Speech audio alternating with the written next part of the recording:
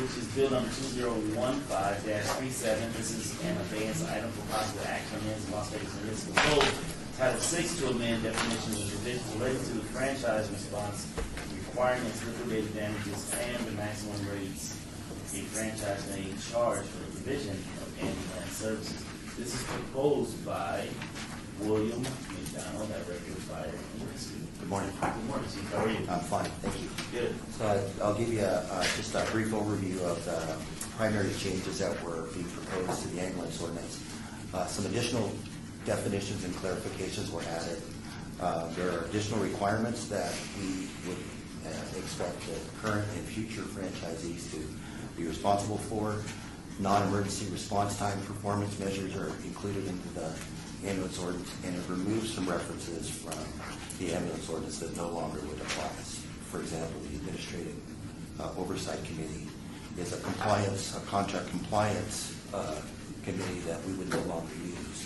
In the future, we'll do contract compliance will be done internally by the department using electronic means. Okay. Okay. So in terms of some of the definitions, mobile integrated healthcare is one of the main ones. That's a term that primarily describes community paramedicine, something that was not allowed until the legislature just enacted illegal legislation this past session. Also, things like advanced EMT, that's a relatively new designation.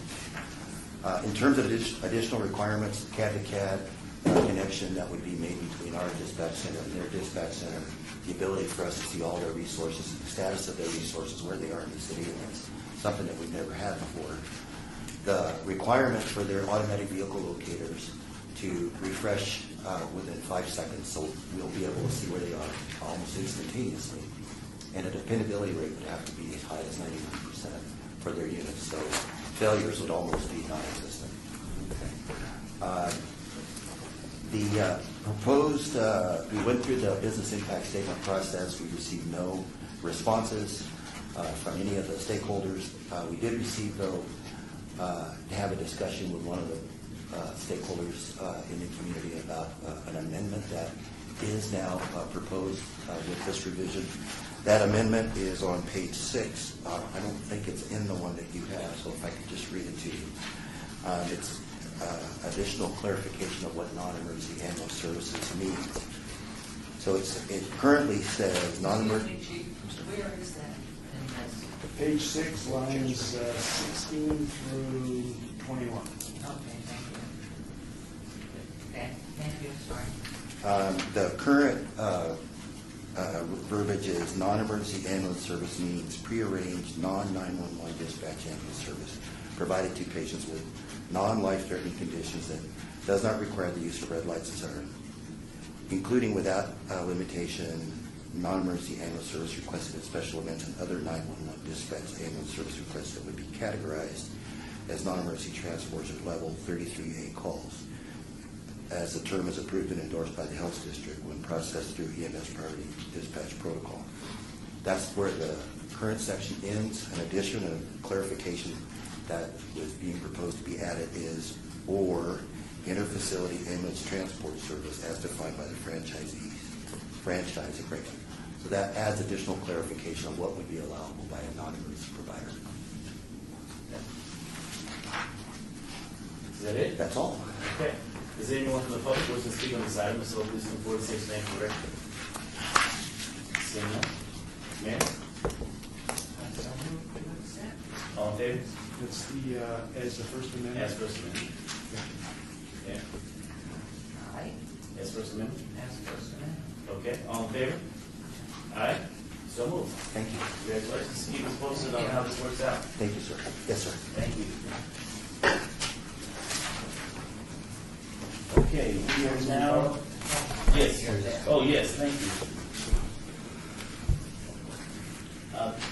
Bill number 2015-37 will be eligible for adoption at the City Council meeting July 1st, 2015, 2 days from now. Thank you, Don. We're now down to bill number 2015-29 for possible action. This is an annexation number 59274, property location Ann Road in West Wallapai Way, owner United States of America. Owner United States of America. BLM? Okay. Acreage, 122.25 acres, zoned RU, county zoning U, city equivalent. This is sponsored by Councilman Stephen D. Ross. Councilman Tom Perigo for the record. Everything's in order, and staff is recommending moving this forward with a recommendation for approval. So moved. Oh, you can't. Is there anyone from the public wishing to speak on this item? So please come 46 name for the record. Seeing that, Mayor. Now I may move Yes, you may. as recommended. Okay. All in favor? Aye. Aye. So moved. This bill 2015-39 will be eligible for adoption at the City Council meeting on July 15, 2015. Bill number 2015-40 for possible action updates to Las Vegas Municipal Code, Chapter 11.10, and related provisions pertaining to the processing and disposition of parking violations. This was proposed by William Arndt, Director of Economic and Urban Development. Zach? Brandy, for the record, Brandy Stanley, Parking Services Manager with Economic and Urban Development. Can I pass these out? Please. This is the shortened version of the changes. So basically what this is our overhaul of our hearing process, our fines, our fee schedule, to make it easier for the public to understand. It actually reduces the vast majority of our fines and fees. We have the highest late fee structure in the country that I'm aware of, and we're rectifying that with this change and making some other changes. So I'll just kind of go through some of the changes that we're doing. So for the violations that we have are being reduced from $250 currently down to $100. Yes, ma'am. Why? Because $250 is, quite frankly, it's not necessary that those violations be that high. They are parking in a fire lane, which you certainly don't want to do, but it's not necessarily a $250 fine if you make a mistake and park in a fire lane. No stopping, standing, and parking, and too close to a fire hydrant. So those are all being reduced down to $100. We can't reduce the handicap parking down to $100 because that's specified by the state as a $250 fine. Otherwise, we would do that one too. So there's 12 violations that we're increasing from 3 from 20 to 35 and 9 from 20 to 50. Those are the initial violations, and those are all safety violations. So $20, which is what they are now. We wanted to make a stronger statement with the original fine. For example, parking against traffic, facing the wrong way in a roadway. The safety violations are the ones that we really want to concentrate on to increase. The safety violations are actually a low volume ticket, so doesn't have anything to do with generating more revenue. It's making a stronger statement to tell these people that we don't want them to park illegally and they're all safety related. Yes, ma'am. Is there anything on the ticket when they receive it that gives them a small grace if they pay within a certain number of days? There is not. The city used to have a program where you got a reduction if you paid within 7 days. That ended up being a nightmare to manage and ultimately cost the city a lot of money in refunds that we had to give to a bunch of people. So we don't necessarily want to go down that road again because it is almost impossible to manage. And how many are scofflaw of the tickets that, what percentage of the tickets in this area are ignored? You know what? I don't know the answer to that. I know that overall our collection rate on citations is about 85%, but I don't know what the rate. Recovery. Mm-hmm. Which is actually pretty low. And one of the reasons is because our late fees are so high that once the late fees get tacked on, people lose the ability to pay, which is why we want to reduce the late fees.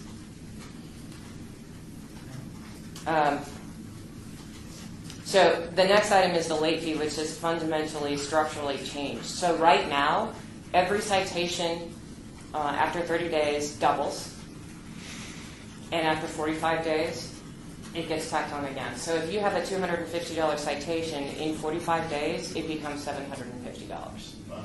Because there's 2 fines of $250 that are added on. So we want to change that a lot. You can see on the table behind, you can see what the proposed late fee structure is. So basically, if you look at the first one, which is $100 fine, previously, each late fee was $100 each. So by the time you get to the total, after all the fines have accrued, you get to $300. So you can see what we've done is we've reduced both of those late fees from $100 down to $35. So the maximum amount you owe once everything ages is $170 for that violation instead of $300. That idea carries through every single violation we have in the system.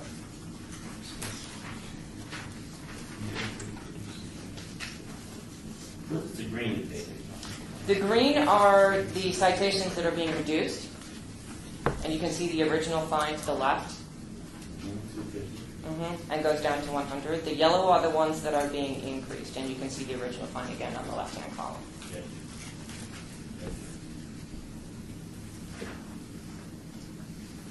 Okay? Yes. So the next thing that we're trying to do is we are proposing to increase the DMV registration hold fee from $10 to $15. Currently, the state DMV charges us $10 to release and hold on a registration. If the ticket doesn't get paid, we still get charged by the DMV to release that hold. It gets automatically released.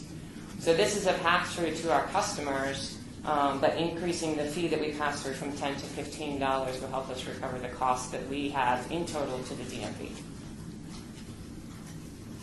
And the last item is the housekeeping. Just cleaning up what we're already doing. We charge a $25 administrative fee to set up a payment plan for a citation. We're just cleaning up that language in the code, but that's not anything different from what we've been doing already. What's the minimum you charge on the payment plan? The minimum? Typically what we do is we structure the fee payment so that they pay off the citation before it goes to collections. Tickets are exported to collections within 9 months. So if you come in immediately after you get the ticket, we'll give you 8 months to pay it. So the ticket's paid off before it goes to the collection agency. Is there interest? There's not interest, no. We don't ever charge interest on any of our parking fines and fees. So the next section is citation appeals, and we are changing the way we do citation appeals. We're adding another appeal level to the current process. Right now, you can appeal your citation one time, you get a decision, and it's final, and you have no further recourse.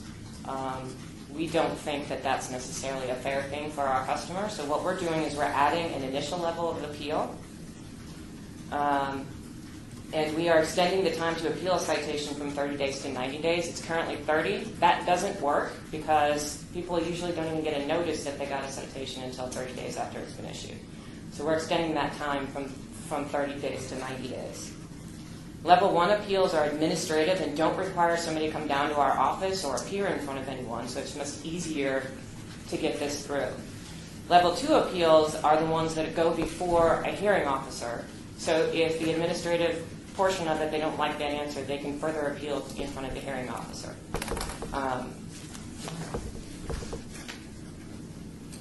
And the number of circumstances under which a citation can be reduced or dismissed is more than doubling. There's a limited number of reasons we can reduce or dismiss a citation now in the code.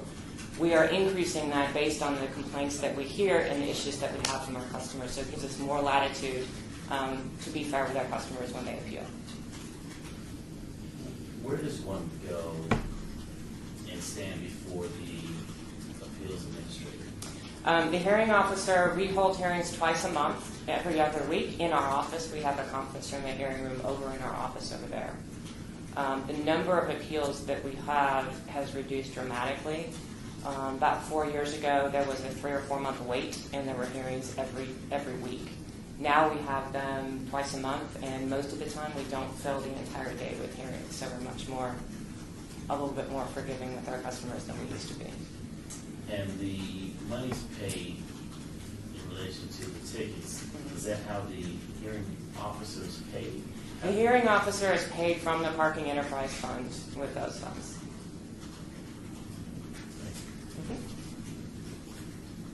So the last section is changes that we're making to the vehicle immobilization. So currently, we are authorized to boot a vehicle if it has a balance of $500 or more, or they have 5 outstanding citations.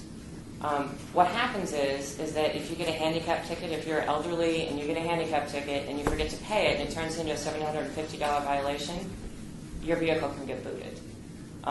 That isn't, we don't think that that's fair that somebody can get booted for having one outstanding ticket that they forgot to take care of. So what we are doing is we are changing it, so we're reducing the balance outstanding from 500 to 200, but you have to have at least 2 tickets that are unpaid.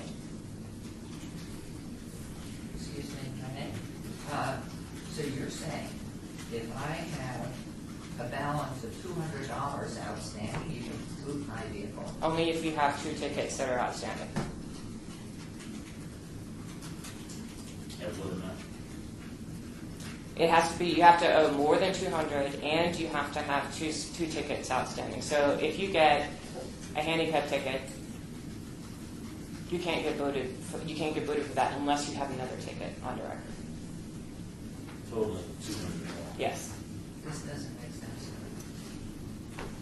I would think you would only boot at the point that the violations are at their highest level. Correct. So the way it works is, in order for your vehicle to be boot eligible, is you get a citation, you have 30 days to pay the citation, you have another 15 days to pay the citation, then we send you a notice, and you have 21 days after we send the notice before your vehicle can be booted. So that's, and we build grace period into our system. So I think it's about 8 to 9 weeks and several letters that you will have received before we can put you on the boot list. And reducing that from $500 to $200. But right now, like I said, at 500, you get to 500 very quickly because of the late fees that we have. Which you're reducing. Yes, which we are reducing. And you can get on it if you only have a single ticket. So $500. Mm-hmm.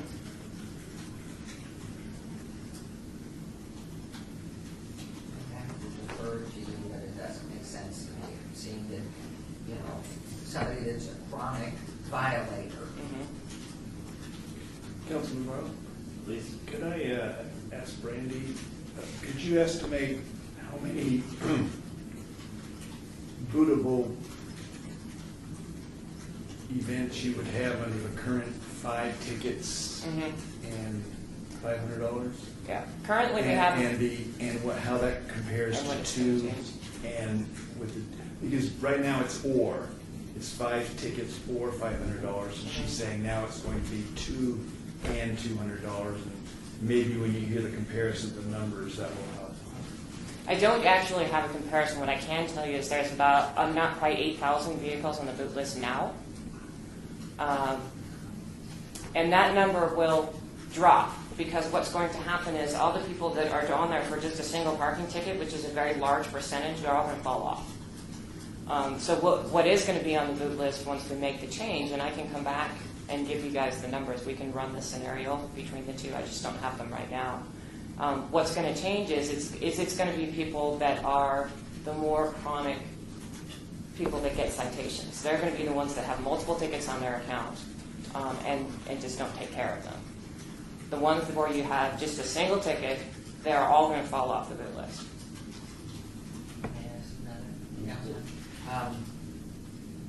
So these 8,000 that are outstanding, as you reissue this, that's why they'll fall off to about what number?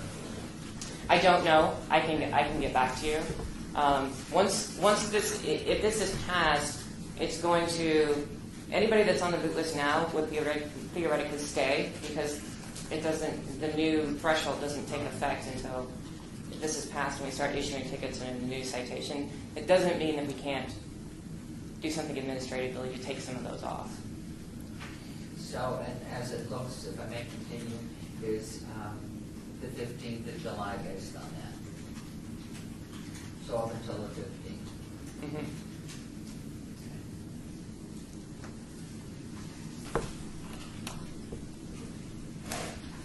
So the boot fee has We would increase the boot fee from $50 to $75. And there's a couple of reasons for that. One is it takes a lot of staff time. A lot of the boots that we put on are ultimately towed. That number we hope will go down because a lot of people, by the time they get booted, the fines are $750, $800, and they can't afford to pay it, so they end up losing their vehicle. We tow it, and they end up losing it. Again, that's one of the reasons why we lowered the threshold, because it's more manageable for some people to pay. But increasing the boot fee from 50 to 75, we don't necessarily have to do it, but again, it takes a lot of staff time to be able to track this and do it in technology. Let's talk about tow. Okay. Someone gets booted. Mm-hmm. I walk to my vehicle, see a boot on my vehicle, Mm-hmm. and is there a number, a card left? Is there a number on the boot for me to call? Walk me through that process. Number one, is there a formal way to contact with the city who has placed the boot on the vehicle? So what happens is when we boot a vehicle, we will put a boot on it, and then there will be a notice placed on the vehicle with contact information, who you need to call the contact to get the balance due and get the boot Who is removed. that contact? It's our office. Okay. And then once they contact us, they have the right to appeal the application of the boot. Most people choose not to do that because, like I said, by the time they get to the boot list, they've had multiple notices. The tickets are all valid because we look at them all before we put a boot on. We make absolutely sure that the tickets are valid and that there's no mistakes before we put a boot on. So they will contact our office and we'll make arrangements for them to pay. Once they pay, then we will take the boot off and they can go and they can. So I'm standing out on the curb Mm-hmm. on a downtown street. I call your office. Mm-hmm. Boot has been placed on my vehicle. May I pay over the phone? Mm-hmm. So I can pay over the phone? Yes. Okay. So how soon after I pay will what do you call the little carts, the reader carts? The scooters, yes. We'll remove it within an hour. It's usually 15 or 20 minutes. Okay, would you give me an hour window Mm-hmm. to come out and remove the boot? Mm-hmm. Okay. So I don't have the ability to pay. My vehicle's booted. Mm-hmm. How long does the boot remain on the car before it's towed? What is that time period? We try to work with the customer. Most of it's 24 hours, usually is what it is. So my car can be left in downtown for 24 hours with a boot on. Mm-hmm. And if somebody needs, a little bit of extra time, we'll typically give them some extra time as well. If they threaten to tamper with the boot or anything, at that point we'll probably tow it early. But we'll work with them.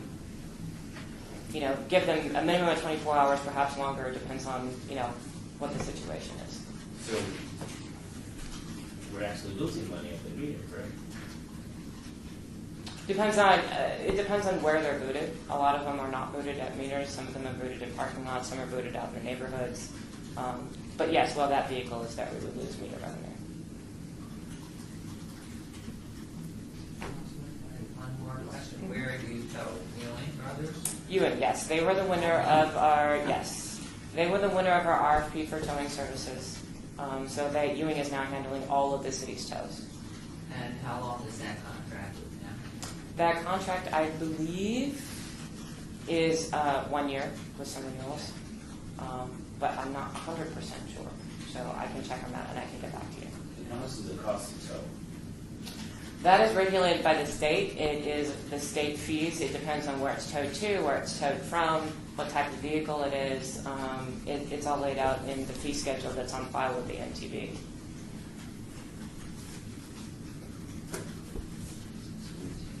It is expensive, yes.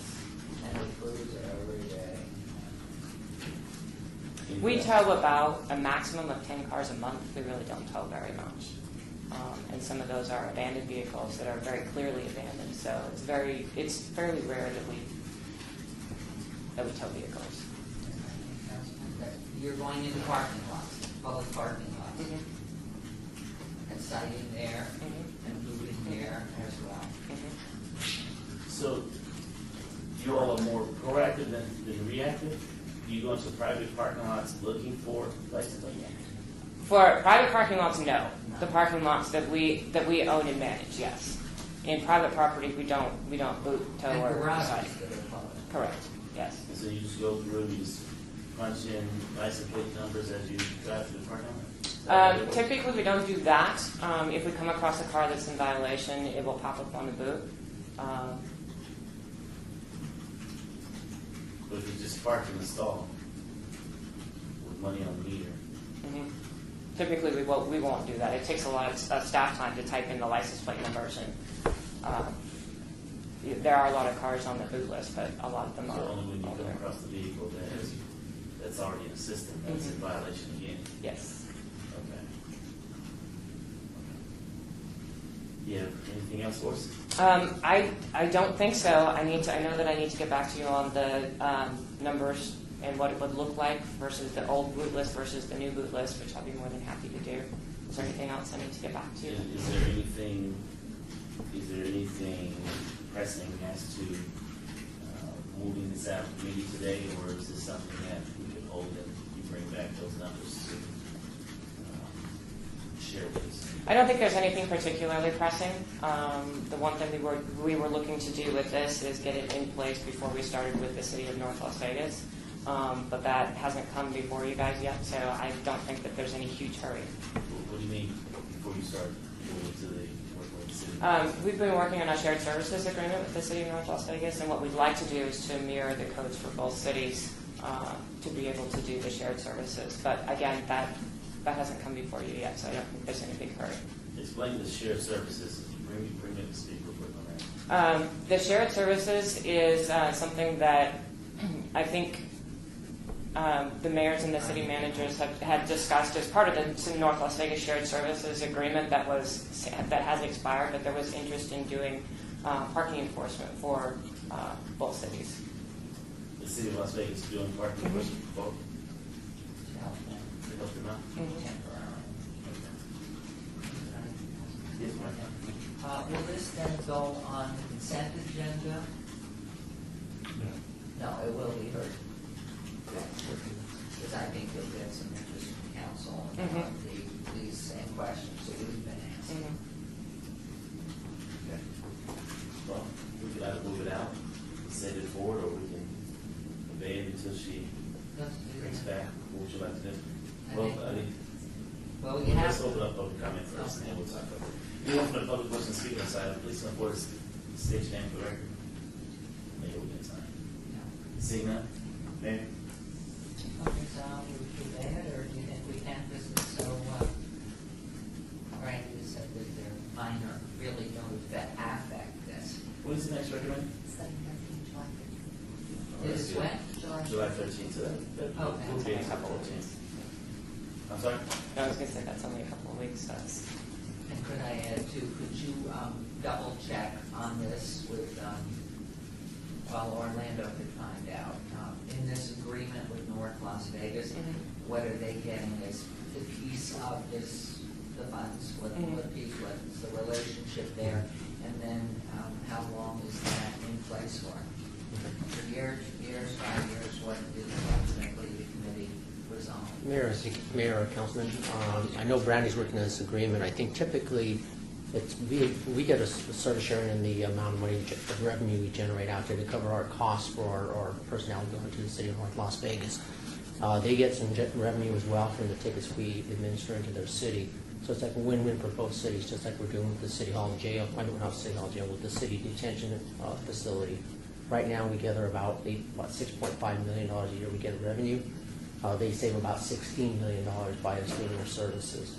So it's just our continuing efforts to go out there and share services between the two entities and what's cost effective for both cities and what's going to benefit from both cities. And that would be reviewed at what point? As soon as the, Brandy, do you know when that agreement yeah, is? they are. Our legal team has sent over an agreement to them. Their legal team is reviewing it. My understanding is they don't really have any issues with it. They're just looking for some space for us in the city hall. Once they resolve that issue, then it will probably we'll brief both councils and it will go on both councils' agendas. Okay. There's a motion on the floor to obey until July 13th. Okay? Aye. All right. So we'll see you on the 13th. Thank you.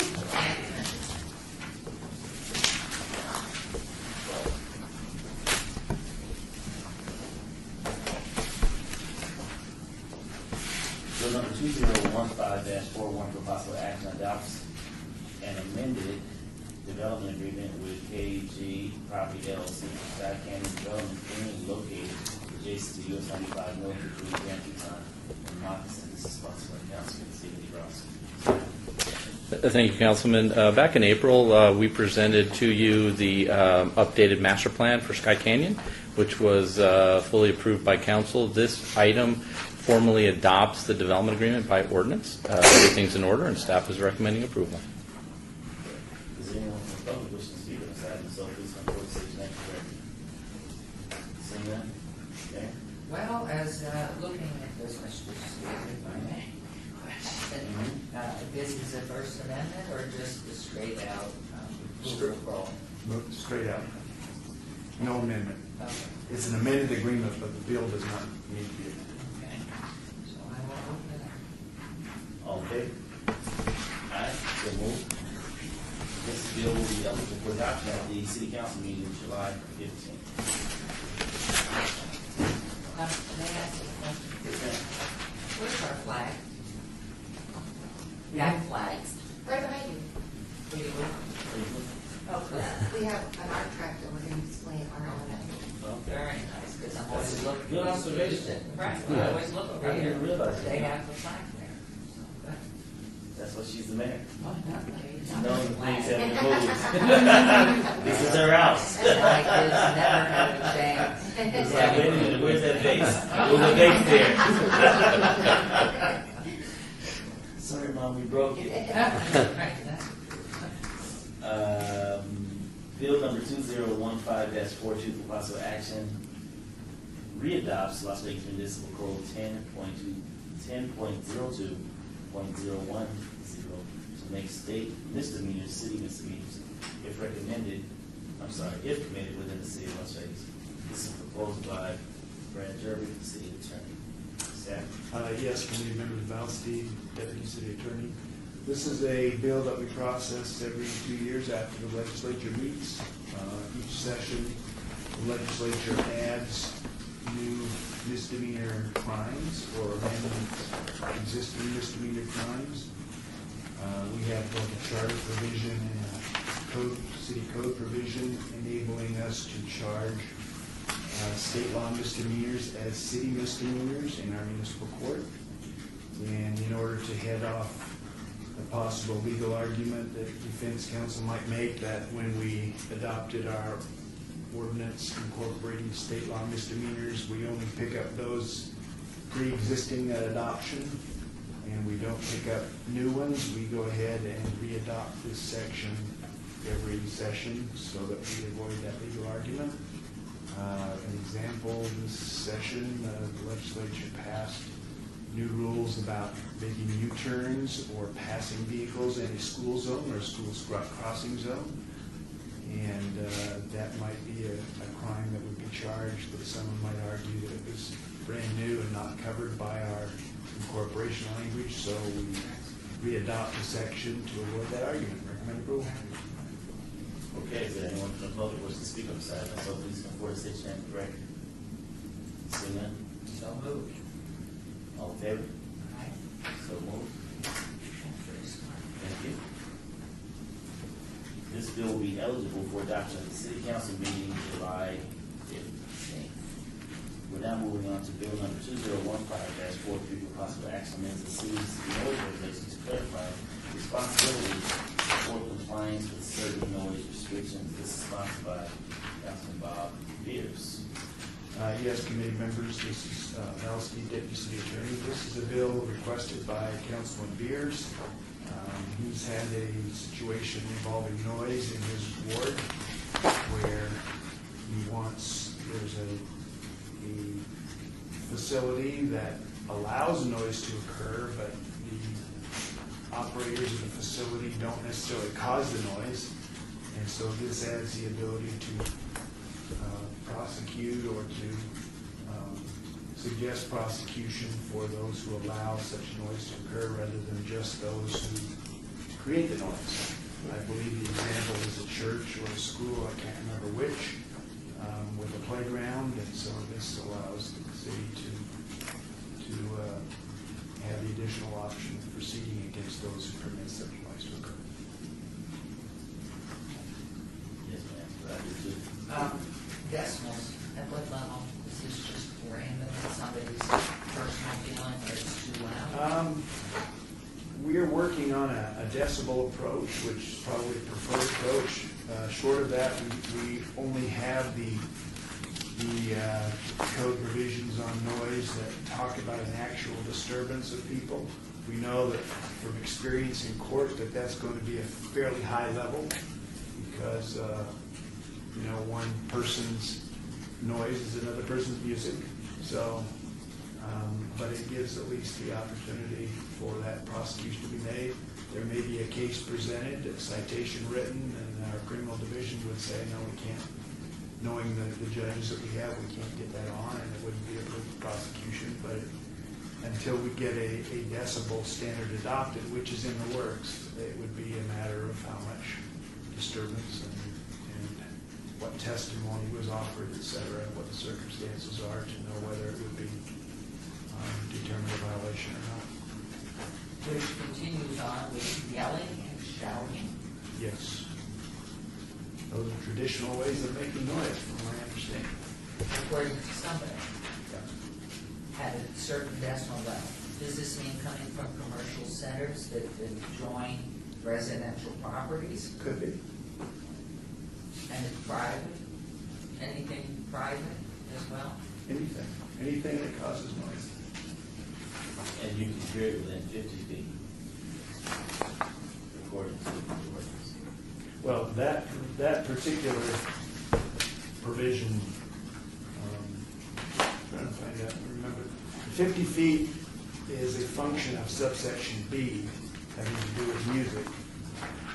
This subsection C doesn't have either a decibel level or a distance level, and just talks about at such a volume as to annoy or disturb the quiet, comfort, or repose of any person, etc. So this is one that doesn't have a distance standard or a decibel standard, the one that we are amending. Everything else you see other than on lines 4 and 5 is existing law. 4 and 5. On page 2. We're adding screaming and we're adding or permitting such noise to occur. What does that mean, or permitting? That means to allow that, Right. such noise to occur. So that can be everything that was pointed out in section 8, correct? Yes. And if I might, Councilman, time after 10 o'clock at night or any? Well, this one is not. 11 to 7 a.m. Oh, yeah. Well, C1 is between the hours of 11 and 7. C2 doesn't have a time at all. It says at any time. Right. At any time or place. So what is 2? What is at any time? What qualifies under 2? Anywhere, anytime, anyplace. What- A citation might be written for C1, which is yelling, shouting, etc., or permitting such noise to occur on the public streets between 11 and 7. Mhm. Or a citation could be written under C2, which is doing those things at any time or place in such a manner as to annoy disturbance. Giving the individual who can assign the citation an option, either option A or option B. Correct. Why would we do that? Why would we just have one option? Well,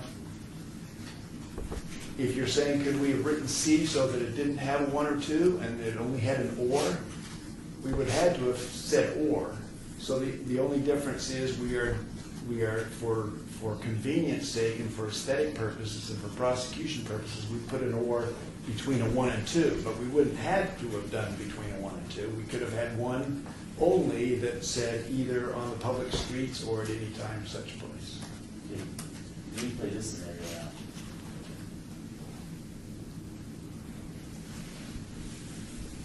between the hours of 11 p.m. and 7 a.m. If I'm in my neighborhood, I'm screaming from the front of my yard to my dog, cat, kid, feral cat.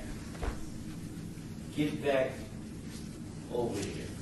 And I know it's a stretch, but I will fall into violation of screaming Under 2. Under C2. under Not, C1. not C1, because you're not on the public street.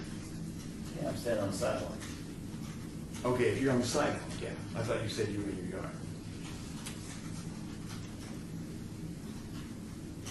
Who threw screaming in here? Who asked? I that? put it in there at the councilman's request to include it. You know, Councilman Amir, if I may, back when I recall from code enforcement officers' days, we used to have a lot of phone calls from neighbors just screaming, and it has to be witnessed by the code enforcement officer themselves. If it's like the party houses, if you're going out there and you have parties in the backyard consistently, and you hear it out on the street, and we go out there and we witness it, it just becomes a nuisance properties, and it's just another tool in the toolbox that our code enforcement officers or business license officers have at hand. So if they go out there and they see this, we get complaints from, say, Councilman Barlow or the mayor, you have complaints that from one of your constituents, this person's constantly just having a party 24 hours a day, the noise is just unbearable. It just That's gives not us something. screaming. Well, even if it's screaming, if they're in the backyard, just, you know, sometimes they just get a little bit crazy. So it just gives us a little thing we can knock on the door and say, would you be able to go out there and just keep the volume down for whatever the case may be. And I'm not sure if Vicky or But Metro already has the ability to do that. And they've been doing that for many years. they rarely respond to these. They don't have enough. Yeah, this is very low on their priority. If I'm in my neighborhood and ask folks. to You turn probably down- call. But maybe Vicki is do a it. code enforcement supervisor.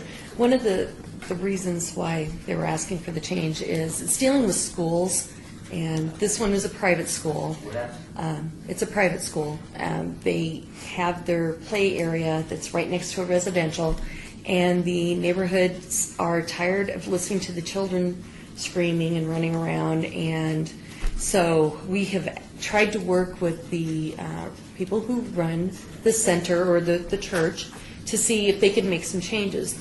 The thing is, and while they're working with us, this isn't the first time we've gotten complaints from private schools or about private schools, but from the residential areas. So Ward 2 Councilman, one of the things that they wanted to change was they wanted to add screaming, because usually it's the children or the teachers out screaming at the kids. So that was one of the issues. And then the issue that we have is the areas right abutting the neighborhoods. So, but we didn't have any way to go after the property Is this a owner new or the school? person running the school. Is this a new school that was just opened up? No, this school's been existing for, I think, 10, 15 years. And the residents that are in there, were they after the church and the school was there? No, they were actually there first, the residence was. But the school has kind of built up over time, and they meet all planning requirements. There's no conditional use that we can bring them in on. And so one of the ways, we've asked them to move their play area. They don't have to, but in the end, if they don't make some sort of resolution, if this passes, then one of the things we could do is go after the school, the principal or whoever's running the school, if they don't make some changes. That's what they're requesting. Well, So I'm going on the record right now that I'm not supporting this whatsoever, because I'm not going after any school children or a school, because I was one of those kids that needed that outlet, Mayor, of, screaming and playing and cartwheels. they thought perhaps As it a would be legislator, I an am additional not tool going for go us on to record utilize. As far as going after a school for some kids screaming, that is ridiculous.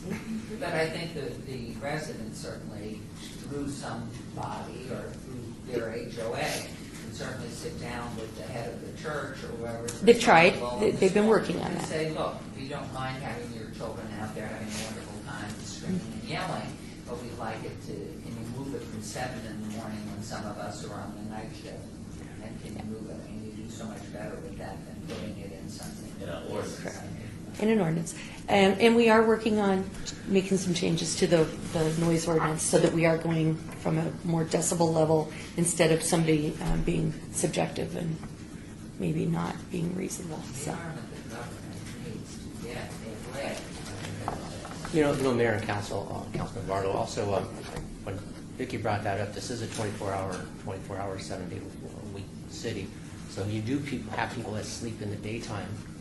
And, those are the people who usually get complaints from between 7 a.m. to Well, 11 they midnight. realize the schools don't operate. Absolutely. 24/7, and they need to move. So that's an issue they complain about, Right. enjoying the privacy of their property. But let me ask you this question also, and I don't mean to go the messenger, but I do plan to try and appeal the ordinance. 11 to 7 a.m., what is the significance of that time frame? At one point in time, that was a meaningful measure of when people rested. Understand that this ordinance has been on the books since before you and I were even conceived of. So, Thank you for the compliment. And they did that, having gone through all the so yes, that's a traditional way of measuring when the majority of people are resting. But you can revisit that in section 2 if you like.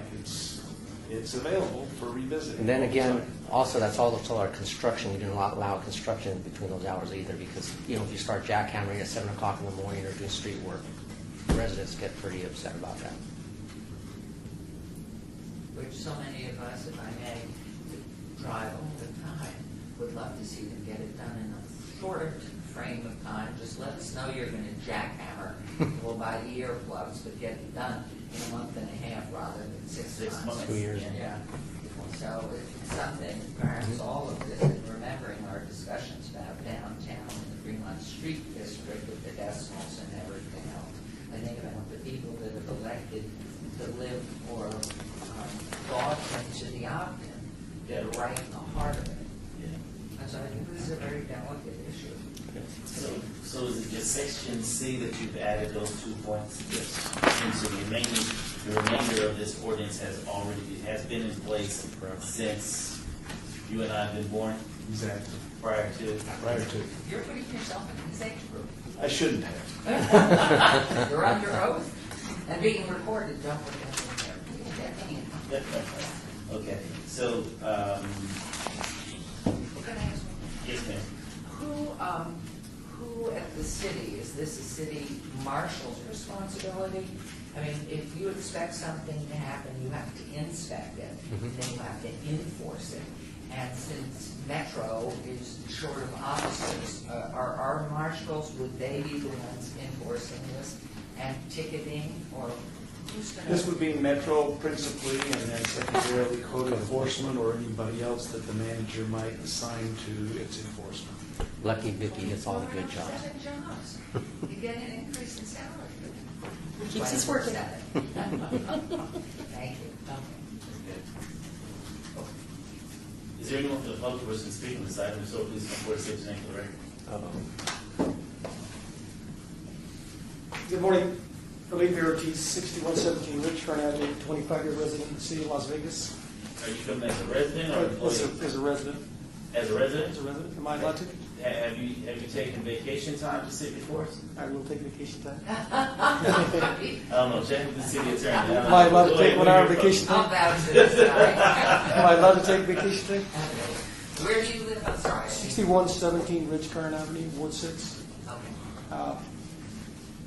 If I may, I'll be very brief. The ordinance request is a very noble request. However, it's unreasonable and unworkable. Currently, when you talk to individuals who want to come to the city of Las Vegas, they want to see it, hear it, and smell it. So you have a conflict between the residents that don't want any noise and those that are moving to our area. Secondly, I work till 5:30. By the time I get home out of traffic, at the far northwest side at 6:30, I need to chop down a tree actually with a huge power saw. That noise is going to reach out more than 50 feet, and it's going to be about 7 o'clock because I don't really want to do it at 110 degrees. And I need to get that done this week, by the way, because it's tilting over my house. And so that I don't want to do that. The repair of the roof would be more. And then, of course, we've seen in public the conflicts between neighbors. They just had, as a matter of public record, a shootout of neighbors. So the minute you have one neighbor reporting one neighbor, he gets a citation, the other neighbor then begins to report the other neighbor. And then finally, when you create laws, the police are called, and they're there to resolve the issue by whatever means necessary, which means that it's going to be by force. And I'm not so sure that that's the intent of the spirit of the law or the writing of the law. And so we begin to create ordinances that just become impractical, and the enforcement is really done by the police. And so, although noble, and I understand the conflicts, sometimes that's better done in a civil, in justice court or in civil cases than opposed to creating penalties that are criminalized. So, as a resident of the city, I really would object and be against it. I know there may be another solution in there, but at this point, the way it's written, it's just not working. Thank you. And yes, I'm taking an hour off. And you don't need to take an hour, just take 4 minutes. Comment. Two homeowners associations, and you may not live in an associated residential area, but homeowners certainly have been known to go ahead and put fines on different homeowners. So that's another way to handle. I think this is well intentioned, but it gets very hairy, and I think there's going to be more issues that are problematic on those. So what does it do then? It goes to. Well, let me just check to make sure that there's no one else from the public wishing to speak on this item, because I see And if Joe you're moving coming around, up, well, so- I see some others too. You're Right. on half day vacation time too. Right. Let's see if there's any other city employees that want to take some vacation time. Anyone else wishing to speak on this item, so please come forward and state your name for the record. Seeing the mayor, Okay, so what do we do with this? it's all on you. Your motion. I recommend that you either send it along with a do not pass recommendation or send it along with a no recommendation either way so that the council can take action on it. Okay, should we have a closed meeting here? I think I agree with you. So let's do it that way, but send it on without the recommendation. Do not pass. Right. Okay. With the recommendation, do not pass. But send it on, let them have, I move that we send it on the city council, which will be June, July 15th, with a recommendation not to pass. Okay. So there's a motion on the floor, do not pass motion. All in favor of that motion? Aye. So moved. So this item will be heard before the city council on July 15th with a recommendation of do not pass. But I understand it, because we have people next to us, parties, and just, each on the head with a baseball bat. Yeah, not on the Okay. Okay. And so with that, we're now down to citizen participation. And citizen participation, public comment during this portion of the agenda must be limited to matters within the jurisdiction of the committee, no subject may be acted upon by the committee unless that subject is on the agenda. Is there anyone wishing to speak? Seeing none, Mayor. Move forward. Adjourn. All in favor?